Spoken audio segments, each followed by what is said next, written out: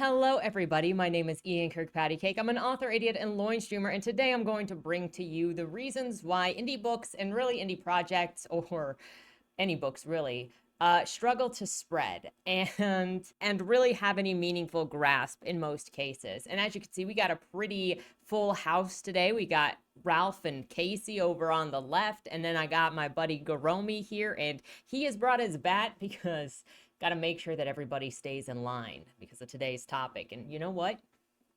We got some opinions. So Shiba Goromi is here, and also because he is so cute, if you want to get your own, this is no sponsor. He's just adorable. So I'll put the link to the Etsy page down in the description because, I mean, that attention to detail. He's got earrings, he's got a necklace, he's got bracelets, he's got this bat that can come off of his hand.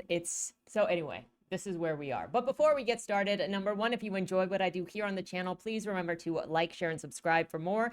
Number two, if you would like to be featured on the channel, check out the links down in the description below. The number one way to be featured is through Lemoy, the monthly prompt writing contest, where I give you a prompt, you write a short story using that prompt, and on the first Monday video of the month, just like this week, we bask in your creative genius because you guys really go out there. The second way to be featured is if you are an indie author and you have a book out or a book that is coming out. If you submit your first chapter and your cover, that chapter will be read here on the channel to hopefully help more readers find your work.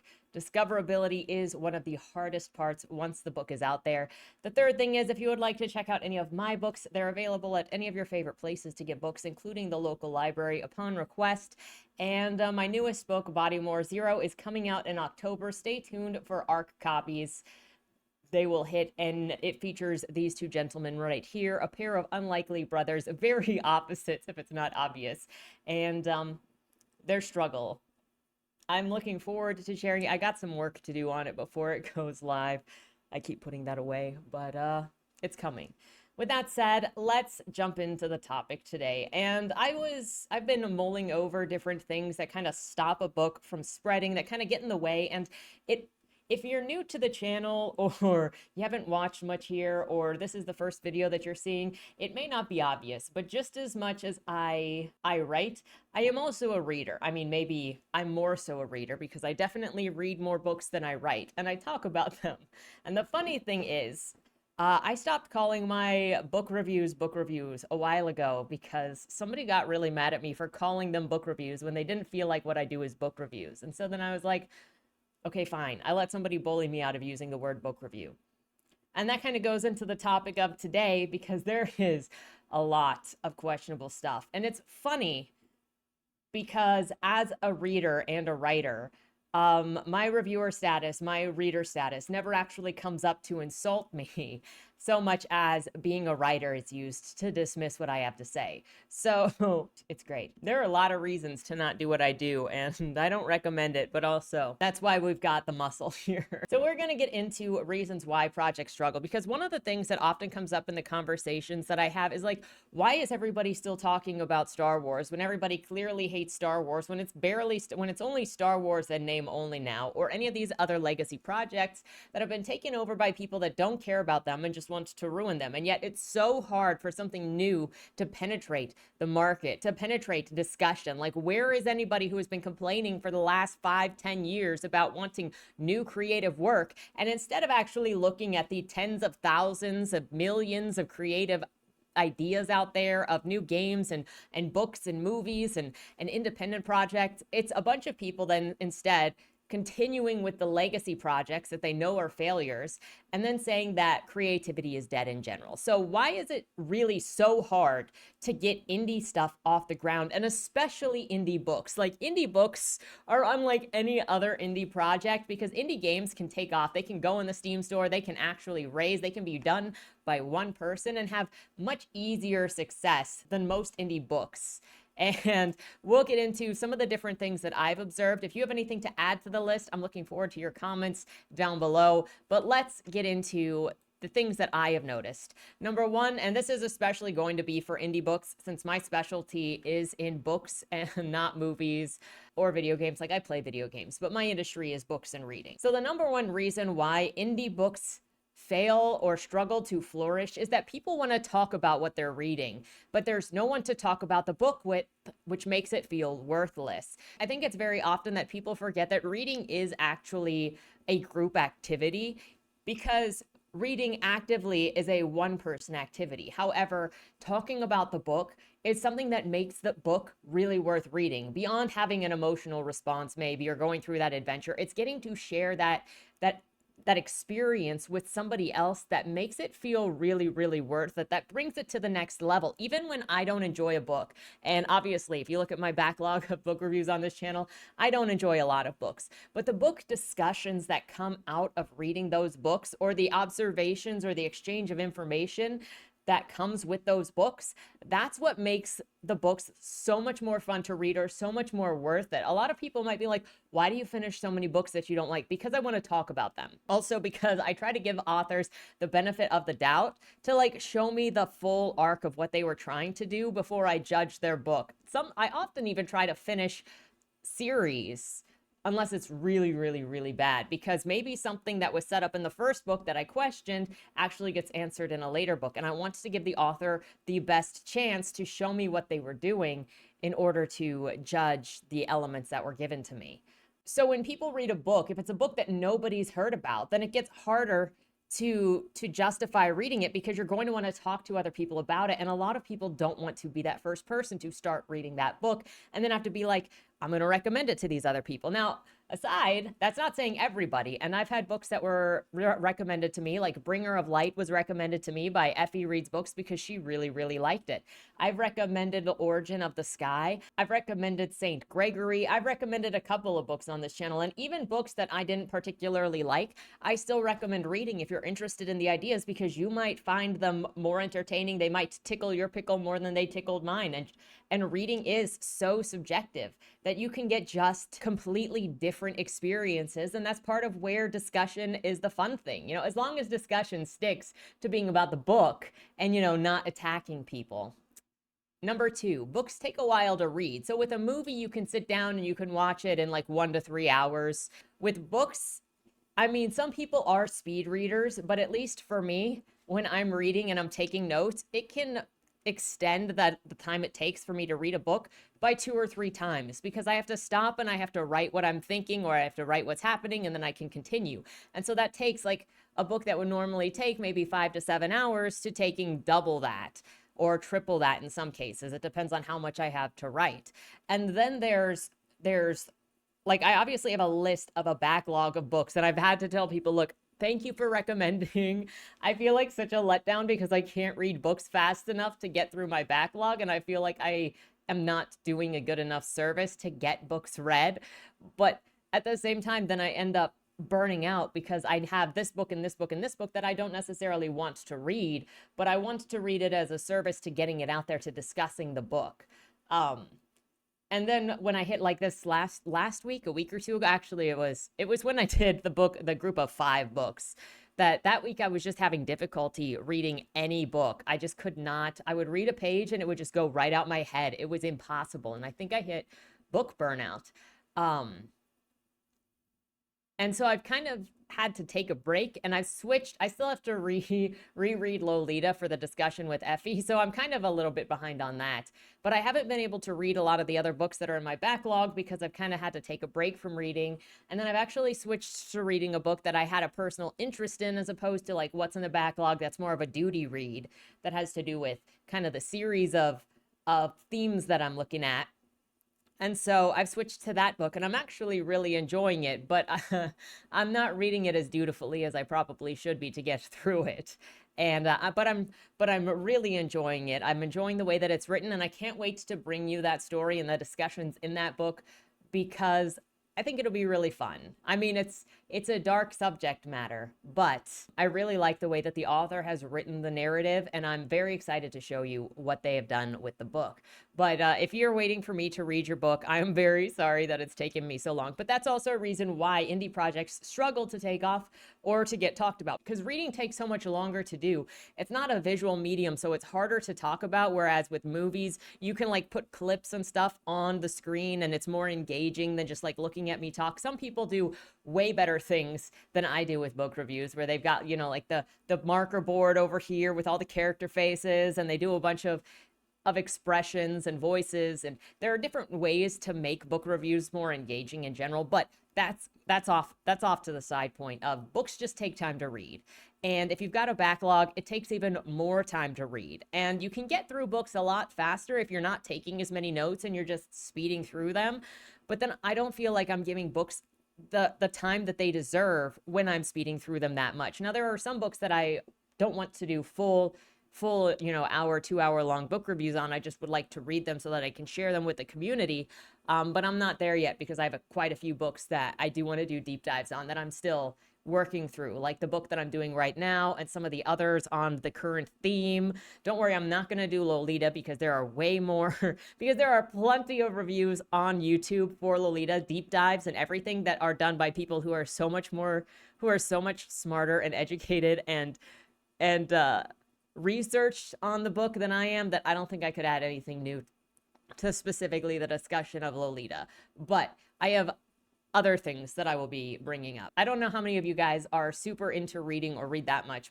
Let me know what you do in the comments down below. Are you more of somebody that like systematically reads things, or are you more of a mood reader where you like pick up books based on how you feel? Because like I'm kind of a both. I've got like a list of these are the books that in my immediate that I want to read, and then I kind of pick what I want to mood read from those. But then if a book comes up that I'm like, oh, that works, I like that. Or if a new book comes up and I'm immediately like, I want to read that, then I'll go ahead and read that. And sometimes if I'm feeling like I'm behind on what I need to do in order to have a book review ready for Thursday, I will go through my backlog and look for a shorter book that I feel like I can finish, because for some reason, anything over 500 pages takes me much longer to read than it probably should, whereas I can usually finish a 400-page book in a week. And that's with notes. So anyway, let me know if you are a mood reader or a systematic reader, or a mixture of both. But that is also why it can be harder to get books to take off. And that's also why I started doing the fresh meat feature, because I can't get to every book, but I do want to help out wherever I can to help populate books. And again, I'm very sorry for anybody whose books that you're waiting for me to read that I haven't got to yet, because I am slow. The third thing is authors' behavior on social media is often very discouraging to having people read their books. So there was just another one that came up this week that I wanted to bring up. I see it all the time and I comment on it not regularly, but I've mentioned it before in videos on here, and it's very discouraging to readers to want to discuss a book when you see authors behaving like this. And I can't imagine authors actually thinking that they're in the right to do this. So you've got Heather Ann here saying, removed the reviewer's name for privacy, but I'll admit it stung a bit. Now, number one, this is such a useless thing to do because you've got one book on the market. So it's not like people can't go to Amazon and then hit 2-star and then see this review. It's pretending that you didn't set them up. But then you've got, okay, you can't please everyone with a bunch of shrugs. And then you go into, and what this is doing is it's posturing to your followers. It's posturing to your fellow authors that might follow you, and or it's posturing to your fans to help gang up on this person to make you feel better. That is what it's doing. And I see it all the time where authors post 1-star, 2-star reviews and go, I don't care, and then trash on the book with their followers. Because this first thing you're going to be like, meh. But then you come down here and you've got Matthew and CC saying, I've corrected their review. Please feel free to share it with them. Egregious errors in simple grammar, misspellings, poor sentence structure, and inability to use commas are all signs of slack thought of a weak mind. So here we've got insulting the reader, insulting the customer for reading your book and just not liking it. If you want to get back to the review, a bit trite, the book started off with potential, but beyond the first few pages, its lack of originality is revealed. The author makes some near-miss attempts at humor that is droll at best. The relationships seem forced and almost like the creation of a middle schooler's imagination of an adult life. There seemed to be passion in the writing at the start, and book tapers off as if the author was rushing to get a chore finished. That's just a reader response. That's just a customer response. So Clear Reviews down here says, if you must do shit like this, the least that you could do is ensure you correct it accurately. Matthew and CC says, how did I correct it inaccurately? No matter, it is not incumbent upon me to spruce up an angry reviewer's rant. So he's going to do it to show off, to try to own that person, and then be like, you know what? Yeah, I don't even have to get it that way. Then why even bother? If one is going to leave a bad review, one could at least do it. The least that one could do is write a grammatically correct bad review. It's so funny how entitled some authors are, where they go, well, if you're going to read a book, then you should be required to leave a review. I've seen that go around a bunch of times by authors demanding that they get reviews. And then you get, well, if you're going to leave a review, you better have an MFA and you better have all of the correct grammar. You're not allowed to leave a consumer review if it's anything less than spotless. Claire Review says, there is a "the" missing. I'm unsure why you think the reviewer is angry. They're just giving their opinion, which is all a review is. Yes, there were errors in their review, but did you consider for a moment that they may have been dyslexic or not great with grammar? Not only that, but I don't think a reviewer needs to justify why their review isn't grammatically correct. Like, you don't have to make excuses for why you I don't care. I don't care.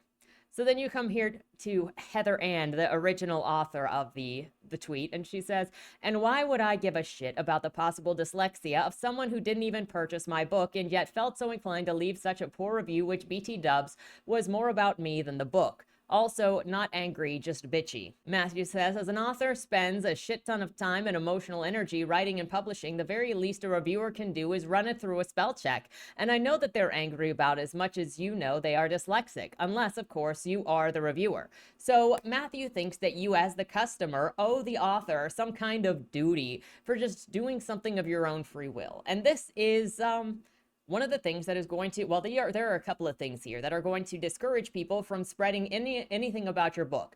Anybody talking about your book is generally a pretty good thing because it's getting the word out about your book. Look at all of the coverage that Velma got because people were talking about it. It's better to have your book talked about than to have it just blip into nothing. However, if reviewers and other readers see you trash talking people leaving reviews on your book online, you're going to discourage people from talking about your book, period. And if you look at the review that I released last Thursday on Gretchen Felker Martin's book, the fact that a lot of Gretchen sweepers are in there attacking me instead of talking about the book is an attempt to stop people from talking about the book. It's actually kind of interesting, the number of Gretchen sweepers that are also blaming me for reporting the words that Gretchen has said instead of actually reading the book to find out what they are uncomfortable with is not me, it's the book. And so there is this gang up culture, this insult culture around certain things to try to gatekeep, to try to stop people from saying bad things or being critical of authors. And I'm sorry, Matthew, but every author does not put a shit ton of time and emotional energy into books. A lot of them treat it like a product. And if you look at something else that the author said about this, quote, I'm not offended by the review or suggesting that it's wrong, to each his own. My book is chicklet, so maybe this guy or gal should scale back their expectations about a beach read. So lower your expectations on the book and then leave a higher review or else you are the problem. So there are all of these expectations. You need to write a review that is a certain amount. You need to write a review that is going to help the author improve. You need to write a review that is grammatically correct. You need to write a review, period. You are forced to write a review. And there's all of this demand from authors to then drag you on the internet, to then drag you on social media to their followers and fans if you don't perform the way that they want you to perform. And it's even so minute that if you don't refer to things in the way that certain people want you to refer, that they are going to drag you for it and not actually discuss the contents of the book, not going to address that. And so it's going to scare people off from talking about the book, because why the frick would anybody want to talk about a book if it's going to result in insults? Now, Twitter is just a terrible place in general because everybody just wants to fight about everything all the time. And if you don't have just affirmative words, that's where it comes from. The other risk is to be dragged by the author. So at the beginning of this year, I talked about Sam Fenna's book, Amygdala. That was a book where the author reached out to me and asked me if I would read their book. And even though it was not in my wheelhouse of my interests, and the author specifically said, I understand that this is outside of your usual areas of interest, but I think that it will tickle your pickle in some of the things that you like. And it did not. And we had originally had an open dialogue because the author was asking me questions about how I was interpreting their book. And They wanted to know how I was feeling, what I was responding to, what I was interpreting. And as the conversation got started, I was only in that first third of the book. I got talked down to like an idiot. I got treated like an idiot for not reading the book as was expected. I was sent voiced chats to be told, to be spoken to with, well, this is a literary mechanism that you clearly don't understand. Well, you need to read it like this. I don't understand why you're being like this to me. And it's just, you asked me what my opinion of the book was, and now you're trying to guilt me or insult me into compliance of reading the book how you want me to read the book. And so there's always this risk of author behavior, especially with a number of people that appear to be publishing who are not prepared to receive criticism from people who don't like what they do. The Gretchen response and the Sam Fenner response also goes into the next point of why your book struggles, and that is fan behavior on social media. So if you look back at the comments on the Gretchen video, you've got a bunch of people, a bunch of sweepers, fans of the author somehow, or allies of the author, I'm not entirely sure, but you got a bunch of them insulting me over my choice of words, which some of the choice of words come directly from the book as it's presented.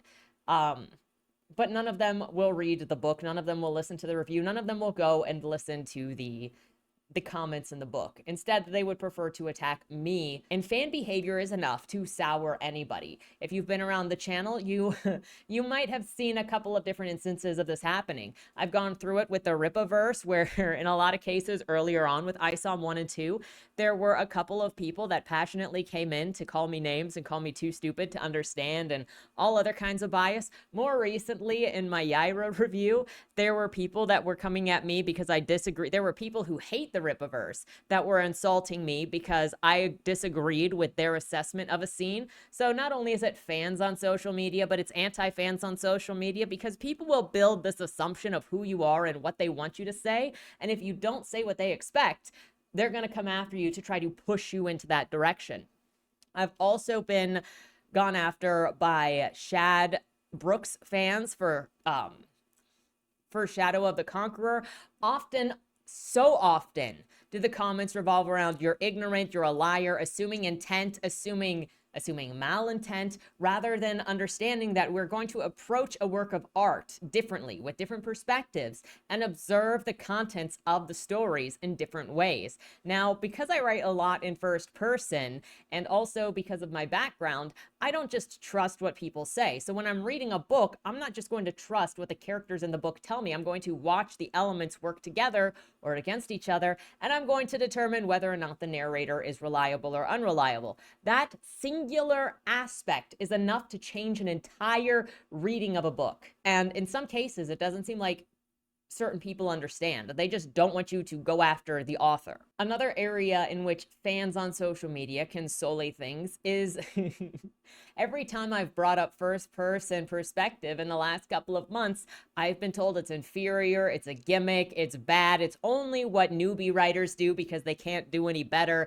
And so it just gets insulted, even when it's just a passing comment. And that's kind of sullied me on certain things.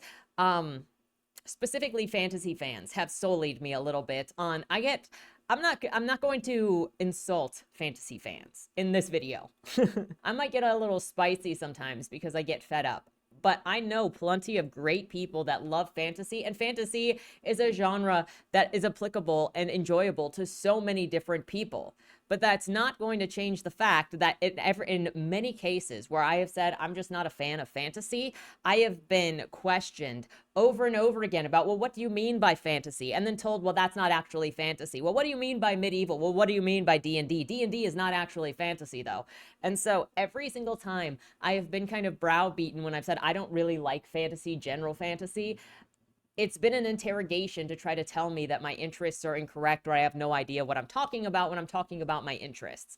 And I love that you are passionate about what you are passionate about, but let me just tell you, if you are aggressive and insulting in defense of this thing that you like, you're not going to build allies or interest in that thing. You're just kind of going to build resentment, and at least for me, I'm going to stay away. The next reason why your indie project might struggle is because of scammers, especially with the influx of people who just do right to market stuff since 2020 that have decided that writing is gig work, and they're just not going to bother with anything and just push a bunch of draft one stuff out there because they think that you're dumb and not worth their time other than to get the words out the first time and do bare minimum editing. Or now with the generative AI stuff, there are so many other books that your book is competing with just to be seen. And now people have to wonder if your book is actually worth reading or not, especially if it's independent. Now, people trust traditional publishers much more for some reason. And I hope that the book reviews that I do on this channel or the book discussions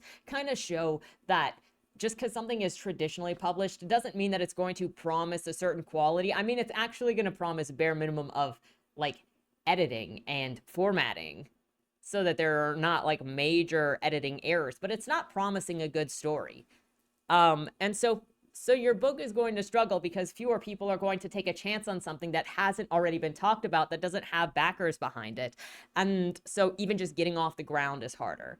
Another reason why your project might struggle is because of political marketing and drama around that project. So forever ago, before I Someone came out, I did a video saying I hate politics because I hate how politics has been used to thrust itself in the middle of all of the arts fields and used to divide the arts fields. And there's this whole thing of you need to prove what your politics are before I support you, because I don't want to support somebody who supports something against my politics. So now we're just purity testing all over the place.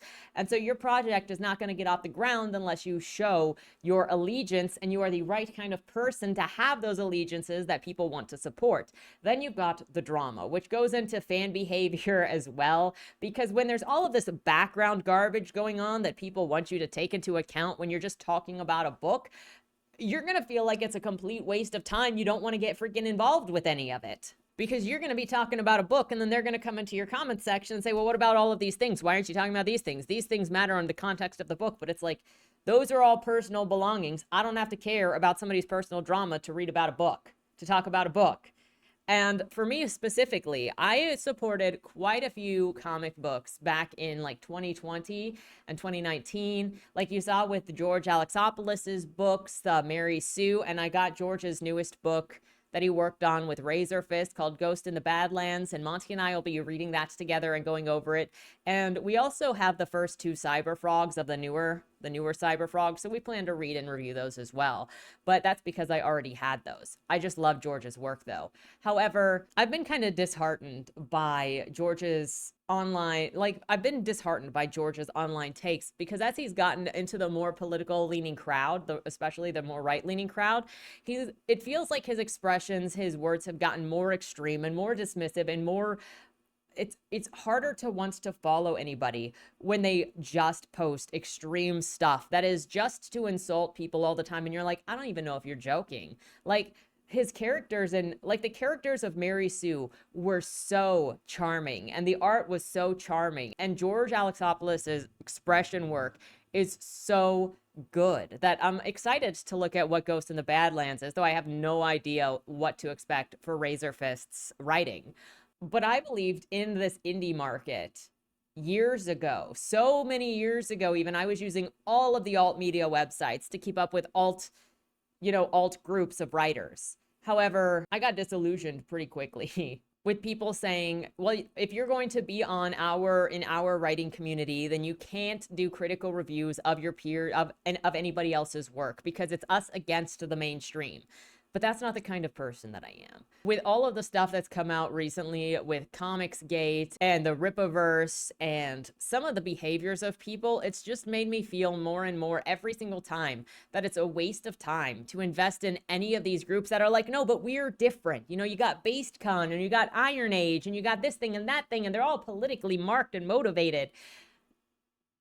And every time I've invested at this point, I have felt like a fool for trusting people for years to just deliver a story. And sometimes I feel like it's why even bother anymore with doing. Not to mention, a side note that I remembered afterwards is that so many of them in these political spheres don't even care about writing or art and actually openly disparage or insult artists because all they see it as is gig work. They see it as a way to make money, and screw you if you care about the arts, because you're stupid if you care about the arts. You're stupid if you care about expression. You're stupid if you care about exploring a scenario, expressing an emotion, because it's all dumb to them.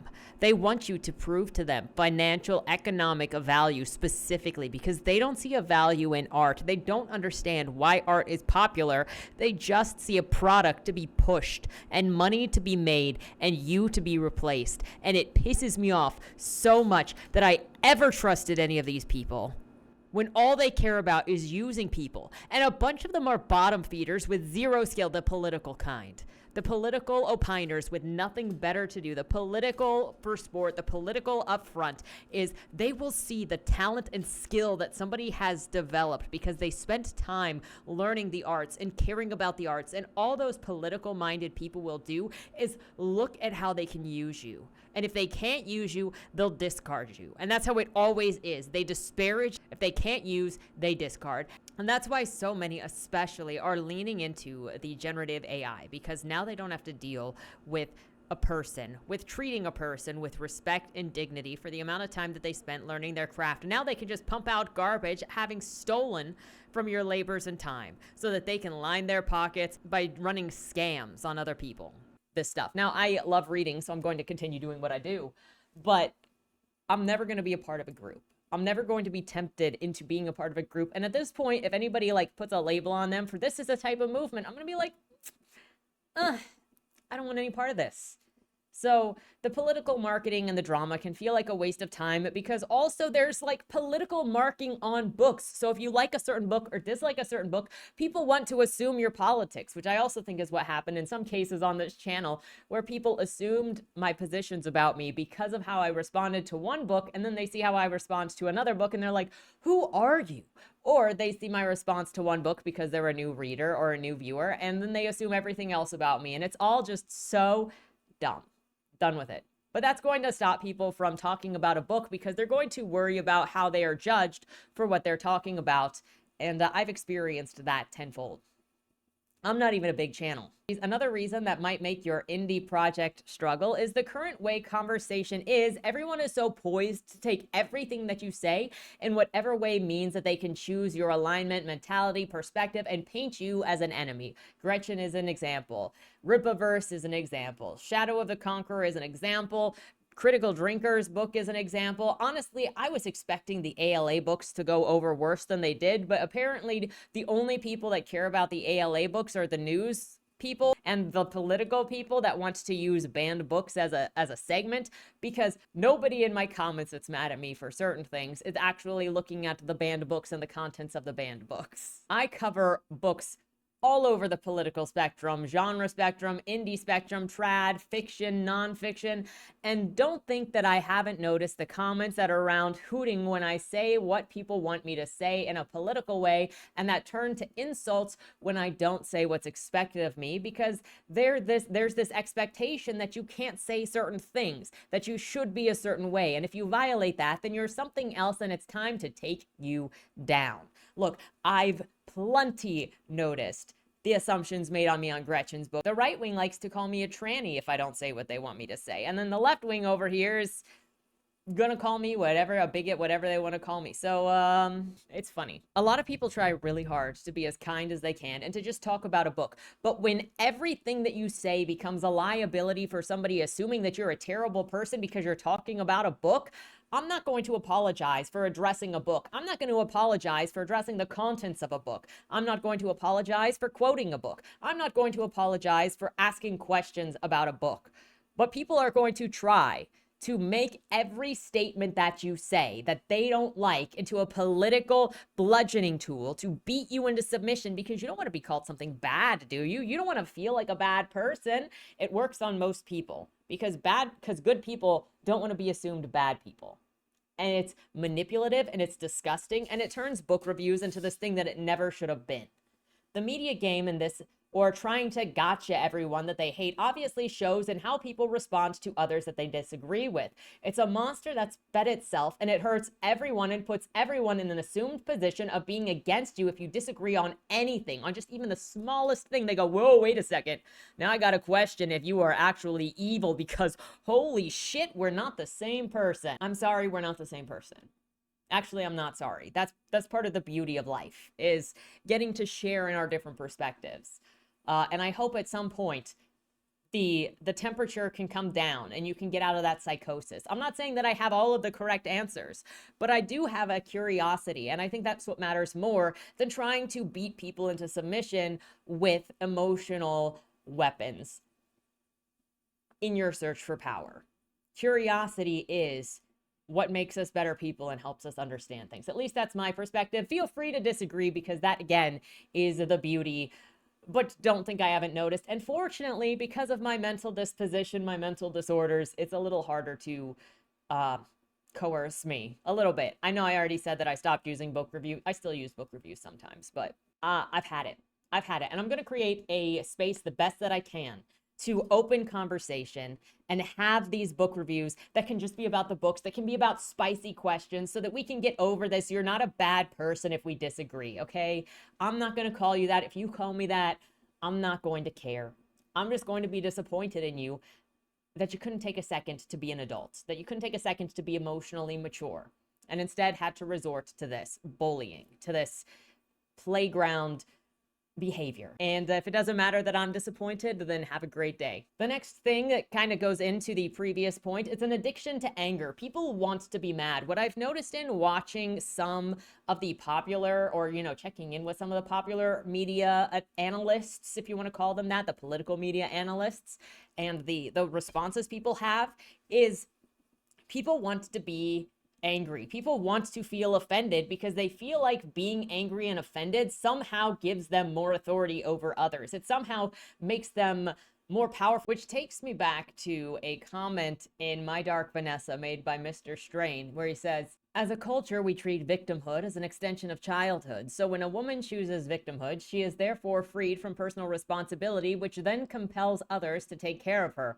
which is why once a woman chooses victimhood, she will continue to choose it again and again. In this case, it is not just women choosing victimhood. It is everybody that is then demanding other people create and kowtow to them because they feel like victims. If they are victims, then you are the person wronging them. And so then it is used as a bludgeoning tool to try to control you, instead of them going to find things that they want to support, finding things that they want to love. Anger makes people feel justified in mistreating others. Because if you're angry, then it justifies what you do to someone else. This is also, let me give this quote from the current book that I'm reading that also falls in line with this. And in those first few visits, he seemed to regard my very presence as an accusation. So before I said a single word, he'd get angry. It didn't seem sensible that he should be the one to be mad at me. But in the same vein, when a car nearly sweeps me in a crosswalk, I've noticed that a driver is frequently furious, shouting, gesticulating, cursing at me, whom he nearly ran over and who had the undisputed right of way. This is a dynamic particular to encounters with male drivers who seem to grow all the more indignant the more completely they are in the wrong. I think the emotional reasoning, if you can call it that, is transitive. You make me feel bad. Feeling bad makes me mad. Ergo, you make me mad. If I'd had the presence back then to seize on the first part of that proof, I might have glimpsed in Kevin's instantaneous dudgeon a glimmer of hope. But at the time, his fury simply mystified me. It seemed so unfair. Women tend more towards chagrin, and not only in traffic. So I blamed me, and he blamed me, and I felt ganged up on. And so that's what a lot of this feels like. It's an addiction. It's a desire to feel more justified because you're angry. And if you are angry, then that means that you were afflicted by somebody. And that means that you can get back at them. And they are at fault, not you. You don't have to make any changes. The next thing is fear of hurting feelings. So while we've obviously got author responses on social media, we've got fan responses on social media, a lot of authors, and you see it so much with indie authors, and you see it a lot with people who read indie books, is they don't want to talk about the books because they don't want to accidentally hurt the author's feelings by misinterpreting something, by saying they didn't like something, by being critical of something. And so then they just don't talk about the book, period, because they don't want to put that that out there. They don't want to be discouraging. And I can understand that desire because I have been critical of books that no longer exist, because I was one of the first readers of those books, and the author took it very hard that I was critical of the book. And I'm sorry, but I'm just a reader. And maybe that makes me a bad person. That's kind of the risk that you take. And I always feel a weight. Like when I put up the book discussion for Bringer of Light, I was very concerned because I wanted to talk about the book, but I knew that it was critical. But I also had this feeling that it was like the magnum opus of that author. It was a very carefully thought of and worked hard on book, but it didn't, I'm not the reader for it. And so I had critical responses to it. I didn't want to discourage the author. At the same time, I'm going to be honest about it as a book reader, because I like talking about the books, and there's no way to have an honest conversation about a book if you're so afraid of hurting the author's feelings, which is again why you're like, hey authors, don't look at this book review.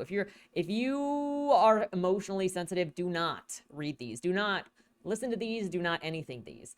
And it also makes the behaviors of the fans and the authors that respond to book reviews more dubious, because most readers are sensitive and most readers are trying to do their best to not hurt the author, but it's still going to happen. Oh, another thing with the social media, a couple of months ago, last year, I briefly talked about this as well. There was an author who received a book review that was calling them sexist because of the way that women were written in the book. The author blocked the account that had posted the book review because they didn't want to keep seeing it popped up in the same circle of writing community and fantasy readers and all of that, because it wasn't for the author. So the author was just like, blocking this account, not going to look at it, not going to worry about it, not for me. Well, guess what happened? The community around that started going after the author for being a baby, for not looking at the book review and taking what the book review said to change the way the author wrote, because now apparently you're not even allowed to choose to not look at a critical review. Just the culture around book reviews is so ridiculous right now. Is everybody trying to get everybody else for one reason or another, and it's so stupid. Anyway, moving on. The next reason why your indie project might struggle is bigger accounts kicking the ladder down. This recently happened with, it's been happening and it's been apparent with the Rippaverse conversations since the very beginning. I remember when Manaya posted a video on his YouTube channel before the first ISOM book came out, talking about helping other indies out by cultivating the indie culture, and that it was possible, but he didn't have high hopes. I'm pretty sure that's what he said, but I may be oversimplifying. You can find the video on his channel. And that is a very business-minded way of thinking, but there is the kicking down the ladder, which is saying everything else sucks. And that's also what I've seen in this current climate of creators making things and people jumping on creative projects that maybe weren't into them before or didn't really care. They just see a bunch of people thirsty for something new and they go, everything else sucks, buy my thing. And I've talked about that before too. So many authors, so many creators just insult everything contemporary, everything. They don't touch anything that's been done in the last, 20, 30, 40, 50 years, because everything sucks, but they're going to be a creator that changes all of that. Now, I know that a lot of stuff sucks. And again, it's a time commitment to see what you like, what you don't like, what's out there, recommend things, but it still is not helpful. And it's kicking down the ladder of contemporary creators to say literally everything sucks. I don't think literally everything sucks. I think that you have to look for good things, because people are so addicted to being angry and so addicted to shit talking things, because who doesn't like a good rant review, right? Who doesn't like a good shit talking? It's so hard to get people to actually talk about books, to actually talk about story, but it's so easy to get people to engage if it is angry or dismissive or insulting. And there's probably a psychology behind it. But with a business model, everybody but me is a loser, and then never sharing the spotlight, never suggesting anybody else can be good, never suggesting that you can find other things, that's going to limit so many projects. Because also, if you have a large platform, and I'm not saying that anybody with a large platform owes anybody else anything, I just think that it does a disservice to every creator today, contemporarily, if you use your big platform to say everybody but me sucks. Obviously, everybody is allowed to do what they want. And this is nothing against critiquing individual projects or having an opinion in general. But if you wonder why indie projects struggle, it's It can partially be somebody who is successful being like, nope, everything else but me sucks. Don't look at anything but me and my friends. Another reason why indie projects often struggle is because the creators, the authors, refuse to learn the market, refuse to learn what comp titles are, refuse to learn how to pitch. Your mind might be blown the number of times where somebody has come to me and have been like, hey, will you read my book? Will you talk about my book? And I'd be like, can you pitch me what your book is about? Just tell me what your book is about. And instead of actually telling me the characters, the plot, whatever, they tell me the literary techniques. They tell me the themes. They tell me how deep it is. And a lot of people say, I actually have no idea what a good comp title would be or what genre this fits in. And sometimes it feels like it's because they don't read that much to be able to do it. And it almost, in some cases, feels like a point of pride to be like, my book is so individual that there is no other book out there like it. And that might feel like a really great thing to be like, my book is so special, nothing is like it. And girl, your book is one of a kind. If you've written it, you are the only one who can write your book the way that you write your book. But also comp titles, understanding the market, understanding market placement has more to do with finding the fans that exist and how to get your book to them, as opposed to it being a completely unique project. So your book can be completely unique. You still want to get people that book. I still want to find the people that will enjoy Body more because it's a character-driven story. It's magical realism. I got to find a way to get that book to the people that would like it, not to be generic. I think Stephen King fans would like it. I've been told by a Stephen King fan that Stephen King fans would like it, but that's also such a cliche that I shouldn't say it. So forget the last 5 seconds of this video. The next reason why indie projects struggle is because readers can't look for things they don't know exist. Meanwhile, people need to talk about things in order to get them out there. In a lot of cases, people wonder, well, why is everybody reading Fourth Wing when it sucks? Why is, well, anger for one thing. Why is everybody reading this well-known book? Why is everybody reading this Stephen King book? Because why is everybody reading this Brendan Sanderson book? Because reading books by people that are known or doing videos on movies that are well-known are going to get you the clicks, because people are going to come looking for stuff that they know exists. They know about Marvel. They know about Star Wars. They don't know about Boogie Hop Dance in Space 5 because it's a new project. Even though it says 5, it is the first in a series. And so you kind of have to mix talking about the unknown with talking about the known in order to get new ideas out there. But this kind of goes back to one of the earlier points I made, that people want to talk about books that they can talk about others with. And so when you're not getting people to engage in something new, when people are only looking for opinions on things that they already know about and they're not curious about new things, then it makes it harder. But people can't look for things they don't know about yet. So that's one of the reasons why I do the Fresh Meat feature. That's one of the reasons why I try to give opportunities to talk about indie books, to find new indie books, because that's the hardest thing. If your book is on the marketplace and nobody knows that it exists, it's going to be really hard for anybody to find it. How do you ask about something that you don't know is there? And finally, the last point that I have is being the person to recommend something new can be scary, because what if other people don't like it? What if you get mocked for it? What if people call you stupid for liking it? So when you've got something that's well known out there, that there's this consensus that it's well liked, that it's well received, that it's a masterpiece, then you can feel more comfortable in either liking it or hating it, because anything popular is always going to have people who also freaking hate it, whether it's because they hate you being a sellout, they call you a sellout for being popular, or they're just like, how is everybody into this? It's freaking dumb. And then you see all the other people who also think it's freaking dumb as the minority in that, 4.5 star review out of 1.7 million people. Yes, I'm talking about you, Fourth Wing. If there's already people that are on the love it and the hate it side, then it's easier to talk about, because then at least you know that you're going to have people that agree with you one way or another. However, if you are the first person to recommend something and then that person doesn't like it, you're like, oh my gosh. Especially people are so afraid of being mocked, being outcasted for what they like. I've seen it in my chat where I try to be like, guys, it's okay. You can love what you love. I might not like what you like, and that's totally fine. It doesn't matter though. I want you to love what you love, and then we can talk about it. And I'm not going to make fun of you for liking it. Okay, I promise that I'm not going to make fun of you for liking it. We can just be different. We are different people after all. I mean, imagine when you ask your friends to watch something with you, or watch one of your favorite movies, or play one of your favorite games, and then they end up hating it. And you're just like, oh. I watched somebody play one of the games that I really like, and they absolutely hated it. And it's a little harrowing because you don't want to see people hate the thing. You want to see them have fun with it. But, or when you make a recommendation that you both end up hating, and then it's like, well, that was a thing. Recently, Monty and I watched Baby Reindeer.